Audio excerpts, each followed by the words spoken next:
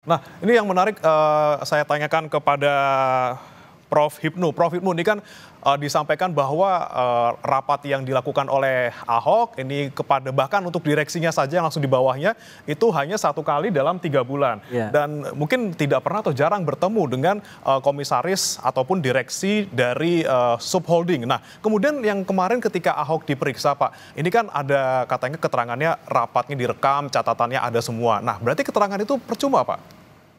Ya, gini, saya sepakat Mas Heri ya. Jadi setelah mendengar dalam bidang BUMN ternyata memang ada komisaris pada tingkat holding dan komisaris tingkat subholding.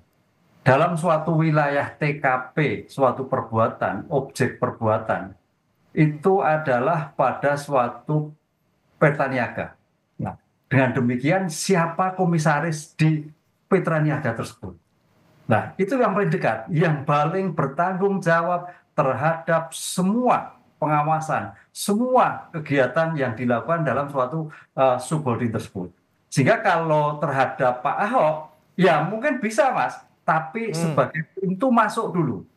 Paling tidak karena Ahok kan bisa tahu sistem tata kelola jalur organisasi. Dari situ saya kira nanti kejaksaan pasti akan memanggil komisaris-komisaris ini. Artinya komisaris-komisaris ini harus tahu. Apakah tahu atau etok-etok tidak tahu. Nah, ini dalam ospek hukum luar biasa. Karena ini kalau memang betul etok-etok tahu, ada istilah pembiaran yang terjadi.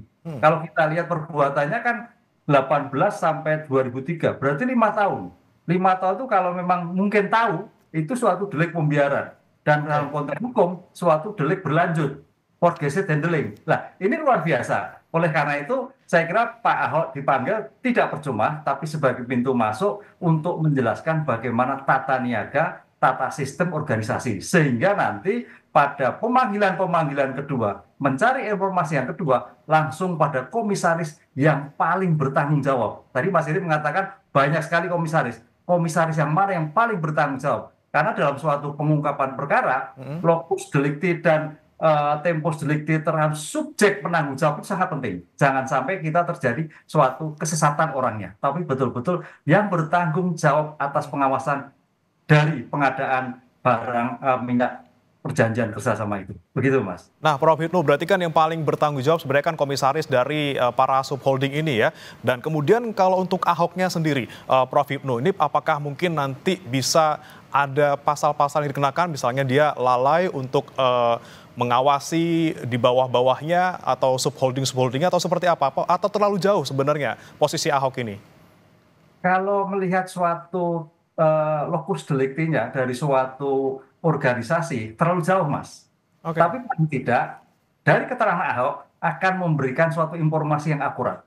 Karena jangan sampai kejaksaan juga melakukan penyidikan yang tidak akurat gitu. Dengan pernyataan Pak Ahok ini akan memberikan jalan yang jelas. Karena dalam suatu pengungkapan perkara itu, ketelitian, kejelian akan memberikan suatu gambaran. Jangan sampai ketika membuat suatu dakwaan obskur, kabur. Lah, ini yang dilakukan. Sehingga sangat penting sekali Pak Ahok yang akan membackup suatu komposisi bagaimana jalannya suatu judul pengadaan dan pertanggungjawaban. Sehingga dalam cermin pembuatan BAP, cermin dalam pembuatan dakwaan akan jelas dan tidak sedikit adanya suatu kecerobohan dalam pembuatan. Ini akan menjadikan terang benderang bagaimana suatu proses pengadaan di Pertamina tersebut.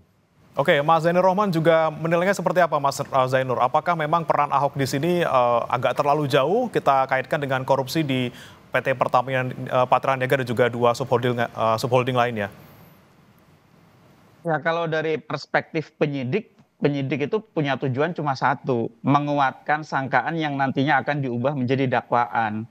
Itu dari perspektif penyidik. Tetapi saya pikir kejaksaan sebagai sebuah institusi, kelembagaan itu bisa mengembangkan apa yang disampaikan oleh Ahok sebagai komisaris dari holdingnya PT Pertamina gitu. Nah, kalau dilihat dari penanggung jawab, saya sepakat bahwa yang paling memahami aspek pengawasan di PT Pertamina Patraniaga, iya komisaris PT Pertamina Patraniaga. Tetapi kalau dari sisi holdingnya, yang paling memahami aspek bisnis di PT Pertamina Patraniaga adalah direksi dari PT Pertamina, yaitu direktur utamanya. Sehingga yang lebih relevan untuk didalami justru adalah waktu itu 2018 sampai 2023 itu banyak di periodenya Bu Nike gitu ya. Jadi kan semua direksi, semua komisaris dari subholding itu juga pengangkatannya atas usulan dari direksi PT Pertamina oleh Ibu Nike. Juga laporan-laporan kinerjanya juga disampaikan kepada holding juga kepada direksi. Tetapi sekali lagi ketika penyidik melakukan pemeriksaan terhadap seseorang tentu tujuannya untuk menguatkan dari aspek sangkaan yang saat ini sedang dihadapi. Nah, nanti kalau misalnya ada keterangan-keterangan lain yang dimiliki oleh seorang saksi, penyidik bisa mengembangkannya ya, karena kan di kejaksaan juga sumber dayanya sangat besar, nanti bisa dikembangkan dengan perkara-perkara lain atau juga untuk kemungkinan menjerat pelaku-pelaku lain, karena kan tidak mungkin hanya mereka-mereka saja ya. Seperti ini sebenarnya sudah dari 2015 dipersoalkan bagaimana gurita mafia minyak ini sudah bekerja sejak lama, bahkan mungkin sudah puluhan tahun. Bagaimana misalnya para broker ini menjadi rent seeker, itu kan juga sejauh ini belum banyak disentuh, baru sekadar carry begitu kan.